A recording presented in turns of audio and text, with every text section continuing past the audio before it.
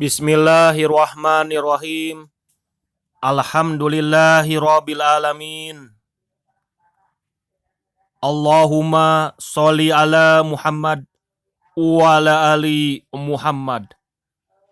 Rabbi sholli sodli wa yassirli amri. Lahu uqdatan min lisani yafqahu qawli. Rabbi zidni ilman warzuqni fahman. Birahmatika ya arhamar rahimin. Tibil Qulub yang ditulis oleh Ibnu Qayyim Al-Jauziyah. Klinik penyakit hati. Kata pengantar penulis, Ya Allah, berikanlah rahmat kepada kami dari sisimu dan sempurnakanlah bagi kami petunjuk yang lurus dalam urusan kami ini. Sholawat serta salam semoga tetap tercurahkan kepada junjungan kita Nabi Muhammad SAW dan keluarganya. Segala puji bagi Allah yang menampakkan sifat keagungannya kepada para kekasihnya dan menerangi hati mereka dengan melihat sifat kesempurnaannya, yang mengenalkan dengan apa yang Dia berikan berupa nikmat dan keutamaan, sehingga mereka tahu bahwa Allah adalah Zat yang Maha Esa, Maha Tunggal, yang bergantung kepadanya segala sesuatu, dan tidak ada yang menyekutuinya dalam zat dan sifatnya, juga pekerjaannya. Bahkan Allah, sebagaimana apa yang Dia sifati di atas dan yang disifati makhluk dalam banyak dan sedikitnya. Tidak seorang pun yang bisa menghitung pujian kepada Allah. Bahkan Allah tetap seperti apa yang Dia puji terhadap dirinya atas lisan utusan yang Dia muliakan. Maha awal yang tidak didahului sesuatu apapun. Maha akhir yang tidak ada setelahnya. Maha nyata yang tidak ada di atasnya sesuatu apapun. Maha gaib yang tidak ada di bawahnya sesuatu apapun. Allah tidak menghalangi makhluk dengan penutup kainnya. Maha hidup, maha kekal, maha tunggal dalam keabadiannya.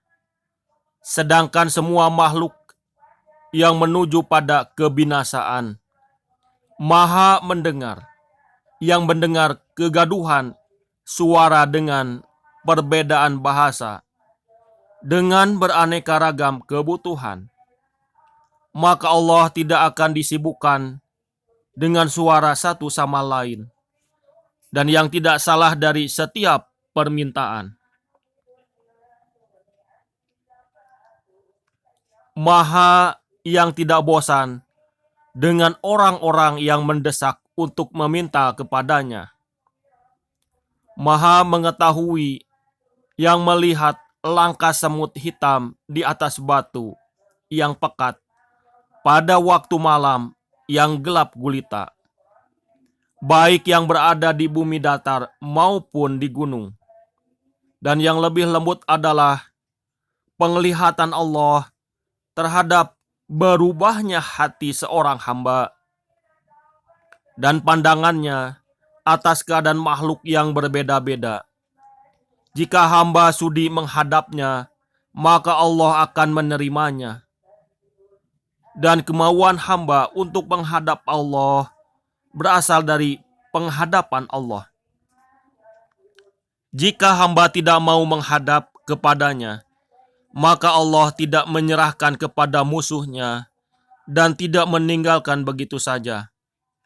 Bahkan Allah lebih mengasihi daripada orang tua terhadap anaknya, yang lembut di sisi mengandung, menyusui, dan menyapihnya. Jika seorang hamba hendak bertaubat, maka Allah gembira dengan taubatnya, melebihi gembiranya orang yang ketinggalan rombongan yang telah membawa makanan dan minumannya di tanah lapang yang membinasakan. Kemudian ia menemukan rombongan dalam keadaan siap mati dan terputus harapannya. Jika seorang hamba telah berpaling dari Allah dan ia tidak mau menghadap kepada pintu rahmat, bahkan ia tetap bermaksiat di saat menghadap Allah maupun membelakangi Allah, dan ia berdamai dengan musuh Allah, serta ia memutus hubungan dengan Tuhannya, maka ia berhak untuk mendapat kebinasaan. Dan tidak akan dibinasakan oleh Allah kecuali orang yang celaka dan binasa karena besarnya rahmat Allah dan keluasaan rahmatnya. Saya bersaksi, tidak ada Tuhan selain Allah yang Maha Esa, yang tidak ada sekutu baginya, Maha Tunggal, Maha Satu, Tuhan yang bergantung kepadanya segala sesuatu. Maha Agung, Allah dari keserupaan dan kesamaan, dan Maha Suci Allah dari bilangan, musuh dan persekutuan. Tidak ada yang menghalangi apa yang diberikannya, dan tidak ada yang bisa memberikan apa yang dihalanginya. Tidak ada yang menolak kehendaknya, dan tidak ada yang menolak ketetapannya. Dan apabila Allah menghendaki keburukan terhadap sesuatu kaum, maka tak ada yang dapat menolaknya. Dan sekali-kali tidak ada pelindung bagi mereka selain Dia. Quran Surat Ar-Ra'd ayat ke-11. Dan saya bersaksi, sesungguhnya Nabi Muhammad adalah hamba dan utusan Allah yang memenuhi hak-haknya, menjadi kepercayaan Allah atas wahyunya, pilihan Allah dari sekian makhluknya, utusan Allah sebagai belas kasihnya, sebagai pemimpin orang-orang yang bertakwa, sebagai hujah bagi semua makhluk, dan Nabi yang diutus pada masa fitrah atau masa kekosongan dari utusan Allah. Maka Nabi sebagai petunjuk bagi makhluk semesta alam menuju jalan yang terang, benderang, dan jalan yang lurus, dan mewajibkan untuk taat dan cinta pada Allah, serta memuliakan, mengagungkan, dan memenuhi hak-hak Allah. Allah menutup jalan menuju surga, dan tidak seorang pun yang bisa membukanya kecuali lewat jalan beliau sebagai Rasul. Allah melapangkan dadanya, Allah menghilangkan bebannya, Allah tinggikan sebutan namanya, dan Allah yang menjadikan kehinaan dan rendah diri pada orang yang tidak taat pada perintah dan tidak mau menjauhi larangannya. Allah bersumpah dengan namanya dalam Al-Quran, dan Allah menyertakan nama Rasul bersanding dengan namanya. Maka tidak akan disebut asma Allah, melainkan disebut pula Rasul, sebagaimana dalam tasyahud, khutbah, dan azan.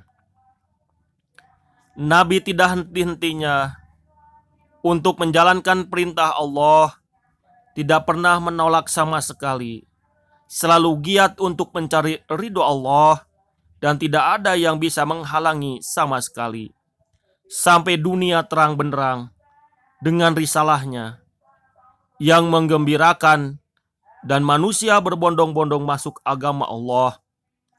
Dakwahnya berjalan layaknya mentari ke seluruh pelosok. dan agamanya sampai sebagaimana datangnya siang dan malam. Kemudian Allah menghendaki wafatnya Rasul sesudah penyempurnaan janjinya dalam Al-Quran. Sesudah Nabi menyampaikan risalah dan menunaikan amanah.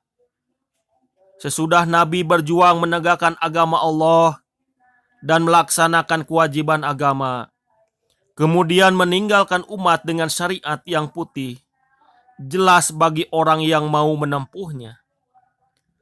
Allah Subhanahu wa Ta'ala berfirman, "Inilah jalan agamaku. Aku Muhammad mengajak orang-orang yang mengikutiku, mengajak kamu kepada Allah dengan hujah yang nyata. Maha suci Allah, dan aku tiada termasuk orang-orang yang musyrik." Quran Surat Yusuf ayat ke-108. Amma ba'du. Sesungguhnya Allah tidak menjadikan makhluknya tanpa tujuan, melainkan sebagai taklif, tuntunan ibadah, serta tempat perintah dan larangan. Allah mewajibkan mereka untuk memahami baik secara global maupun terperinci. Dan Allah membagi mereka menjadi orang yang celaka dan orang yang bahagia, dan menjadikan masing-masing dari keduanya tempat. Dan Allah memberikan mereka fasilitas untuk ilmu dan amal berupa hati, pendengaran, penglihatan, dan organ tubuh sebagai nikmat dan keutamaan. Siapa saja yang menggunakan untuk ketaatan, menempuh jalan makrifat atas petunjuk, serta berbuat adil dan tidak melampaui batas, maka ia benar-benar mensyukuri apa yang diberikan oleh Allah padanya, dan ia menempuh jalan yang diridhoinya. Siapa saja yang menggunakannya untuk melampiaskan hawa nafsunya dan tidak mau memenuhi hak Sang Pencipta, maka ia akan menyesal ketika ditanya, dan ia akan berduka selama-lamanya. Karena organ tubuh yang ia gunakan pasti akan dihisab. Sebagaimana firman Allah Subhanahu wa Ta'ala, sesungguhnya pendengaran, penglihatan, dan hati, semua itu akan diminta pertanggungjawaban. Quran Surat Al-Isra ayat ke-36. Ketika posisi hati di depan organ tubuh, bagaikan raja yang mengatur pasukannya, di mana organ tubuh melakukan sesuatu karena perintahnya, dan hati berhak untuk menggunakannya sesuai apa yang diinginkan. Maka semua anggota badan tunduk di bawah kekuasaan hati, dan hati tertuntut untuk istiqomah atau menyimpang, dan organ tubuh mengikuti apa yang disetujui oleh hati berupa tekad.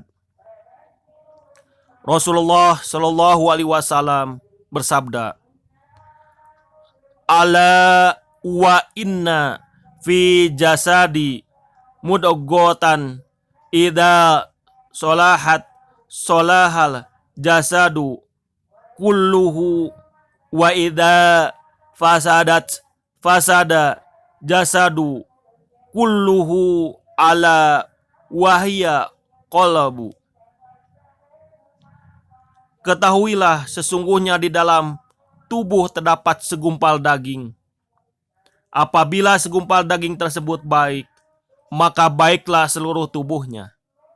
Dan apabila segumpal daging tersebut buruk, maka buruklah seluruh tubuhnya. Ketahuilah, segumpal daging itu adalah hati. Hati adalah raja, dan organ tubuh adalah pasukan yang menjalankan perintah, yang menerima petunjuk bila melakukan perintah. Dan tidak ada satu amal pun yang tegak melainkan sehingga amal itu keluar dari hati. Hati adalah hal yang ditanyai dari rakyatnya. Karena setiap pemimpin pasti akan ditanya tentang bawahannya. Maka perhatikan kebaikan dan membersihkannya adalah pegangan yang paling utama bagi orang yang menempuh jalan menuju Allah. Ketika iblis musuh Allah tahu bahwa pusat pegangan manusia adalah hati, maka ia tertarik hati dengan rasa was-was dan mendekati dengan kesenangan. Menghiasi hati dengan perilaku yang menghalangi jalan untuk sampai kepada Allah dan menyediakan penyimpangan hati dengan perkara-perkara yang memutus petunjuk, serta memasang perkara dan jeratan yang andaikan manusia selamat darinya, maka ia tidak akan selamat dari rintangan yang menghalangi.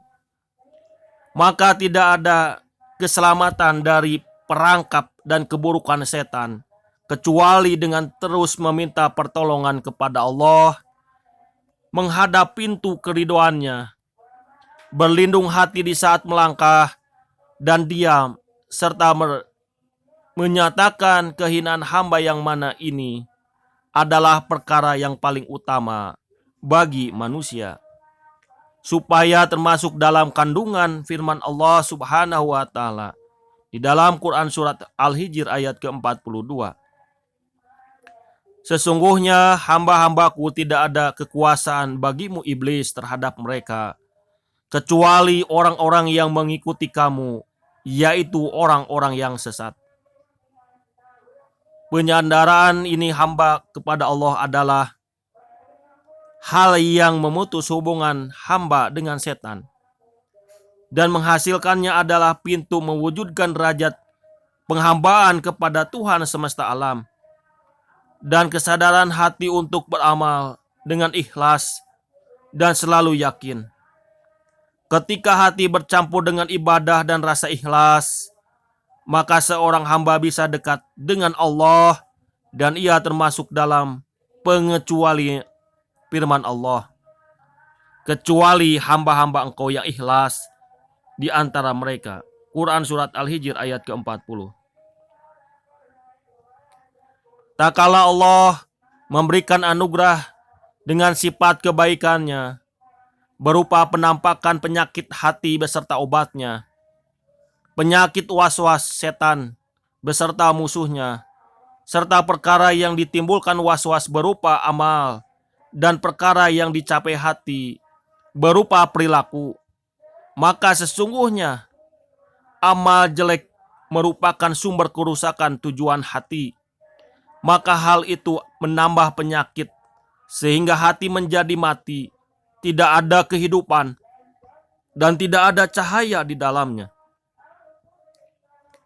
Itu semua berasal dari pengaruh was-was setan, serta ketergantungan terhadap para musuh, yang mereka tidak akan bahagia kecuali dengan menampakkan kemaksiatan. Saya berharap untuk menyebutkan semua dalam kitab ini, supaya saya bisa mengingat dan mengakui keutamaan dan nikmat Allah Subhanahu wa Ta'ala, dan bisa memberikan manfaat kepada orang yang melihat, seraya mendoakan pengarang dengan ampunan dan kasih sayang. Semoga Allah menjadikan amal ini murni semata-mata karena zatnya yang mulia, selamat dari bencana besar yang merugikan, dan memberikan manfaat kepada pengarang dan penyusunnya, serta memberikan manfaat kepada orang yang melihat, baik di dunia dan akhirat. Sesungguhnya Allah adalah Zat yang maha mendengar, lagi maha mengetahui. Tidak ada daya untuk terhindar dari kemaksiatan, dan tidak ada upaya untuk melakukan ibadah kecuali atas izin Allah Subhanahu wa Ta'ala. Maha luhur Allah dan maha agung. Demikianlah pengantar tentang Tibil Qulub atau klinik hati. yang ditulis oleh Ibnu Qayyim Al-Jauziyah. Semoga Allah Subhanahu wa taala mengampuni kehilapannya dan menerima amal ibadahnya. Dan kita semua yang membaca kitabnya diberikan kesehatan lahir, kesehatan batin, diampuni ke segala kehilapan dan diterima amal ibadah kita semua. Sami'na wa ta'na, ghufranaka rabbana wa ilaikal masir. Sami'na wa ta'na, ghufranaka rabbana wa ilaikal masir. Shadaqallahul azim. Sami'na wa ta'na, ghufranaka rabbana wa ilaikal masir. Assalamualaikum warahmatullahi wabarakatuh.